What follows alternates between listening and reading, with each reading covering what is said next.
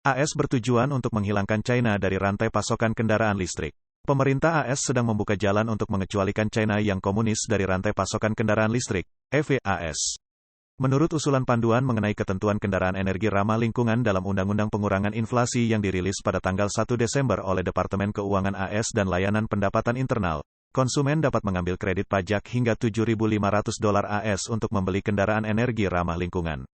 Namun, pedoman baru ini mengklarifikasi bahwa mulai tahun 2024, kendaraan energi ramah lingkungan tidak akan memenuhi syarat jika mengandung komponen baterai yang diproduksi atau dirakit oleh badan usaha asing, (FEOC), baik dari China, Rusia, Korea Utara, atau Iran. Sejauh mana dapat dianggap dikendalikan oleh FEOC, Departemen Energi AS, DOE, telah mengusulkan aturan rinci, termasuk individu atau entitas yang memiliki 25% atau lebih hak suara atau kepentingan ekuitas dewan direksi dalam entitas tersebut. Hal ini juga mencakup mereka yang memberikan lisensi atau kontrak kepada orang yang memberikan hak yang setara. Proposal DOE untuk mendefinisikan FEOC sedang menunggu periode konsultasi selama 30 hari sebelum diselesaikan.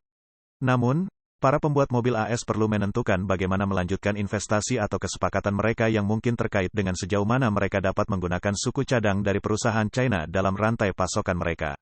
Menurut Departemen Keuangan AS, ketentuan-ketentuan ini diharapkan mengarah pada penurunan biaya bagi konsumen, memacu peningkatan produksi AS, dan memperkuat ketahanan energi dengan membangun rantai pasokan yang tangguh dengan sekutu dan mitra.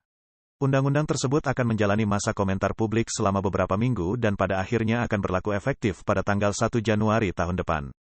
Menurut John Podesta, penasihat senior Presiden untuk Inovasi dan Implementasi Energi Ramah Lingkungan, langkah ini merupakan salah satu upaya pemerintahan Biden untuk membalikkan tren selama puluhan tahun yang membiarkan pekerjaan dan pabrik pindah ke luar negeri, terutama ke China, dan memastikan bahwa masa depan kendaraan listrik akan diproduksi di Amerika.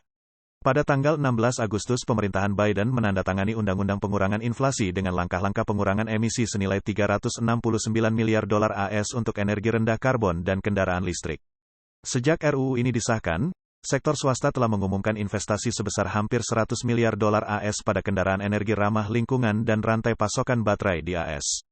Kedutaan Besar China di Washington mengkritik peraturan baru AS sebagai contoh lain praktik unilateralisme dan intimidasi ekonomi yang dilakukan AS.